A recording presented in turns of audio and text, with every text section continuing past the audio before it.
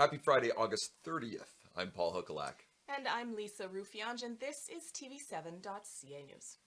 So, Paul, is that it? Summer's over? Last couple of days it's been over. Frost.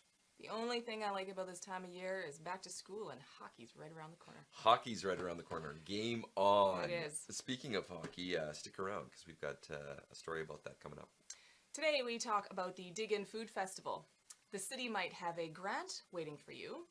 And for dog owners, St Albert has an event that's just for you. For you. But first. You're very punny.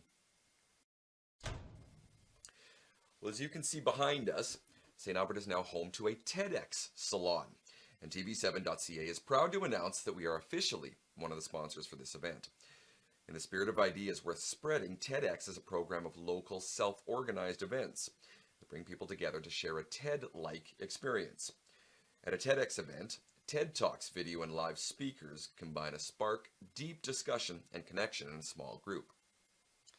TEDx St Albert Salon's first event will be held on September 15th at the Loft in Coral Collective, with the topic being community. If you'd like to be part of this conversation, tickets are available on Eventbrite, or you can check out their Facebook page for more information. Illumination Canada makes beer can sleeves and wine glasses out of solid aluminum. Sharon Gregosh was down at the farmers market and spoke to them. All right, this is Illumination Canada, and I have seen Derek's stuff down here at Farmers Market for a couple of years at least, right? That's me, that's correct. That's correct. So Derek, tell us what inspired you to make these wine goblets? The big idea behind this was just trying to make local quality gifts that last forever. Everything now is so consumable and disposable. No more plastic, everything's reusable and it'll last the rest of your life. And that's kind of what we started it. We use solid aluminum, we make them last forever. Perfect. So it comes out of aluminum and they are absolutely stunning. Thank you very much. have a set of these at home. All right. Actually, mine are the rounded goblets over there. Yeah. These are the 16-ounce ones. 16 ounce. There you go. Unbreakable wine glasses, all designed to spin as well. Oh, I can't see that down there. But. You can't see that necessarily there, but they're absolutely gorgeous. So, so come on down here to St. Albert Farmers Market and visit Derek for some of these absolutely gorgeous pieces of art. Thank you very much. Hope to see you soon. And be sure to check out Illumination Canada, the largest outdoor market in Western Canada. St. Albert Farmers Market is open every Saturday from 10 until 3, all the way up until the weekend before Thanksgiving, and that's coming up very quickly, so get there fast. This Monday, Grosvenor Outdoor Pool is going to the dogs. For the 8th year in a row, your pooch can go for a dip in support of Second Chance Animal Rescue Society, or SCARS. The pool will be open for the dog swim from 6 till 8 p.m., right before it's drained for the season. I imagine the water's going to be a bit rough that day. Admission to this event is by monetary donation to help support SCARS, and new or gently used pet-related items will also be accepted. For a complete list of donation items, please visit the SCARS website at scarscare.ca. And this will be a great chance for your four-legged friend to get out before the melancholy of winter sets in. If you do plan on heading down there, they ask that you bring your own pickup bags, and of course, be very careful on the pool deck. We wouldn't want you to step in any poodles. I'm sorry, these puns were rough. So rough. As we talked about last week, the 6th annual Dig In Food Festival is coming up. Currently, most of the events are either sold out or close to it. We talked to Nicole Pearson about the event, where she gave us more details about the culinary bike tour happening on September 16th. So the name of the event is Dig In Food Festival, and this is our 6th year. It's happening this September from September 12th to 18th. It's really a celebration of food in St. Albert. So what we've tried to do is kind of hit and offer something different for each person, so that if you want to learn how to make bread, that's one night. If you want to visit 4 different restaurants and go for a walking tour or biking tour, that's another night. We also have it so that you can come and do a tour of our brewery, and combining that with Darcy's Meat Shop, where you can actually see and watch a slice of beef get cut down and learn where from the different parts of the meat, where your different steaks come from and all of that. So the culinary biking tour gives people an opportunity to visit 4 different locations or restaurants. We're actually standing in front of one right now, Endeavour Brewing. Endeavour Brewing Company actually currently has 8 beers on tap. You'll get to actually see them and walk through and learn about the process of how beer is made. So they're doing a bit of a tour, and then get to taste their different beers. So with a flight of beer, you actually get 4 different types, kind of sample size, a bit bigger than sample actually, so that you can choose which beers you like and try them out. It's it's the 3rd stop along that tour. We start at Darcy's Meat Shop, and they've got a chef, which I don't think a lot of people know, that the meat shop actually has their own chef, and he is pulling together some a charcuterie tray that people will get to test all the finest meats and cheeses. From there, we're actually coming over here and we're going to Appetite Global Cuisine, and he's got a menu set up. He's actually doing 3 different things. So he's doing a clam chowder soup, fish and chips, and then with that you get a mango drink, mango smoothie. From there, we actually come over to Endeavour Brewing, so people will get an opportunity to see a little bit of the brewery on the inside and have a flight of beer, pretzel with that, and then we actually finish off at Skybox Grill down over by at Service Place, and we're having dessert there. Now this sounds like a really fun time, and if you're interested in getting tickets to the culinary bike tour or any of the events, go to diginStAlbert.ca. Thank you to Crystal Lucier for always being here to shed some financial focus. I want money.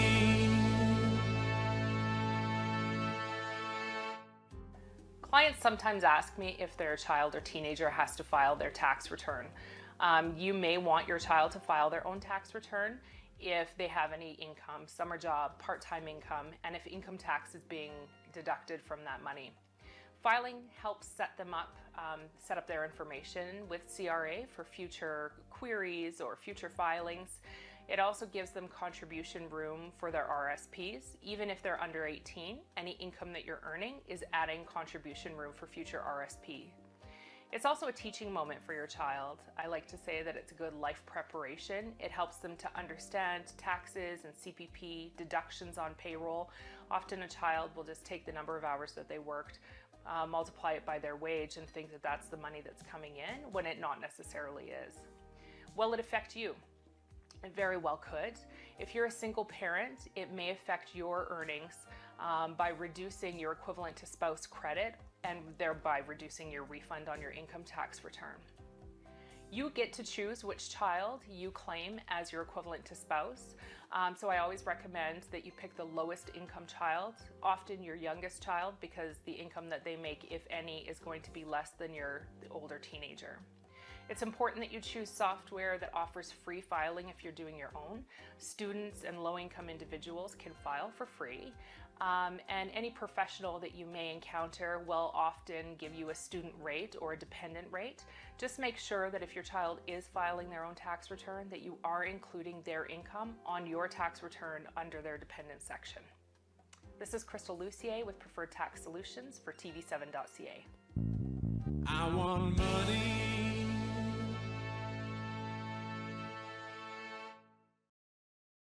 Well, whether you're a hockey fan or not, if you're in St. Albert, chances are you know who's behind me. That's right, Jerome McGinley is in the building, along with our own Mayor Kathy Heron, as well as other distinguished city officials and some local celebrities, for the renaming of the Aikinsdale Arena to the Jerome McGinley Arena. McGinley grew up in St. Albert and began what would turn into an extremely illustrious hockey career in our city. With less than a month until preseason hockey kicks off, regardless of if you're in a blue jersey or a red one, everyone is an McGinley fan today.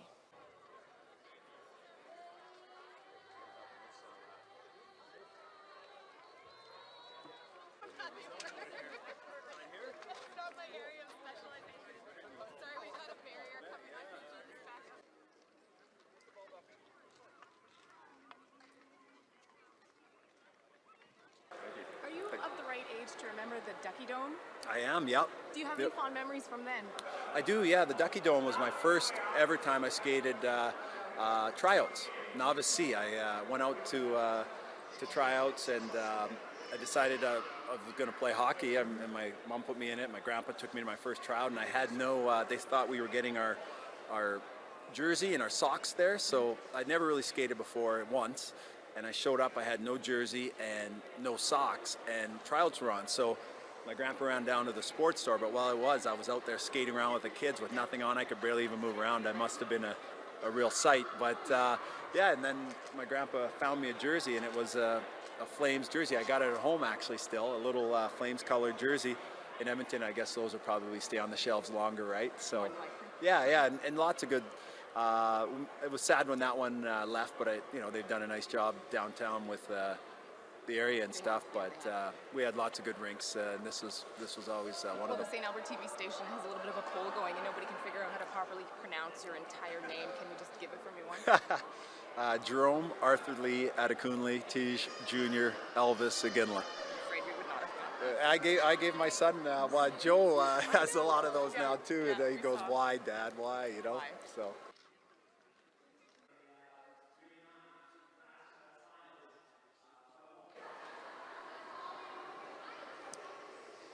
We are just wrapping up at the Ainsdale Arena, which is now very aptly named the Jerome Aginla Arena, with over 800 people in attendance here, as well as Mayor Herron, Jason Strudwick, numerous other friends and family of Jerome Aginla. Today has certainly been an absolutely positive experience for the community of St. Albert. For TV7.ca, I'm Lisa Rufiange.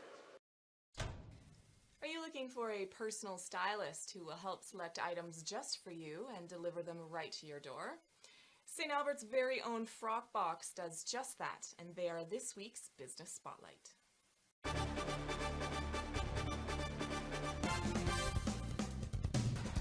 Frock Box is a monthly women's clothing subscription. So basically, we pair our subscribers with one of our personal stylists who selects 5 items for them based on their profile, sizes, preferences, likes, dislikes, colors that they like, and we ship it to their doorstep. So basically, we want to provide personal styling that is easy, convenient, and affordable. Included in their bag is a return shipping label, so when they're done trying on the items at home, they can pop them back in the bag, seal it up, and put that return shipping label on. They can drop it off at any mailbox. Something really important to Frock Box is that it's for all women, all shapes, all sizes, all ages. So Frock Box is, we have subscribers who range in age from 12 to 87 right now. So it's really a wide range, and we have clothing that fits size small, extra small even, to 3XL. So regardless of your shape or the struggles that you may have, we really do have something for everybody, and we can help find things that work right for your body. We have new pallets that arrive weekly now. We are the largest shipper in St. Albert, so we're shipping out thousands of packages a week, which we're really proud of. We have subscribers in every province and territory now. And the pallets of clothing that arrive quickly get sent out. We honestly don't see anything for more than a week here. It's kind of crazy, the turnover in product. And so we always say it's like Costco. If you don't get it when it's here, it will be gone.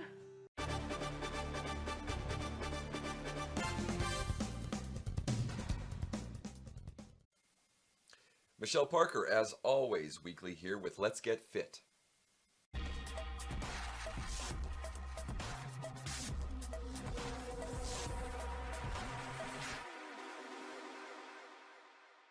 All right, everyone, we're back here with our fitness tip of the week. We're going to talk today about focusing in on form. So whether you're lifting weights or simply using your own body weight as a resistance tool, always remember to focus in on that form. Concentrate on that muscle that you're working and truly focus on contracting that muscle group. For example, when performing your squat, actively take a moment to squeeze your glutes at the top of the extension before lowering back into your squat. While performing a plank, remember to engage your core. Now for us, we're going to talk about the core being everything from your knees up to that rib cage. So think about your glutes, your quads, your hamstrings, as well as that abdominal region when you're in your plank position. And remember that plank is also in things like your push-up. So lots of other movements using it, engage that core part of your body, and you'll get an extra benefits to that workout. So today, our move of the week, if you haven't figured it out already, we're going to be talking about the plank. So let's take it all the way down to the floor, and let's regroup on that plank. All right, so welcome back down the floor, everyone. As I mentioned, we're going to be focusing in on our traditional plank. So coming in on your elbows. Now you can't do this from straight arms. We're going to focus today on our elbows. Hands are not gripped, they are relaxed, palms facing down, and your shoulders and your elbows are aligned. Coming back, feet are about hip width apart.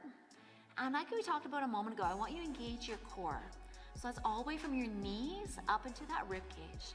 So you're gonna squeeze your quads, squeeze your hamstrings, your glutes, and into the abdominal region. Are you doing it? Are you down here with me? I hope you are. Try giving yourself maybe 30-second hold today. Maybe it's a minute. Maybe you're going for a personal best. Whatever you do, think about that plank and that core engagement next time you're doing it. As always, everyone, for TV7.ca News, I'm Michelle Parker. Have a great day.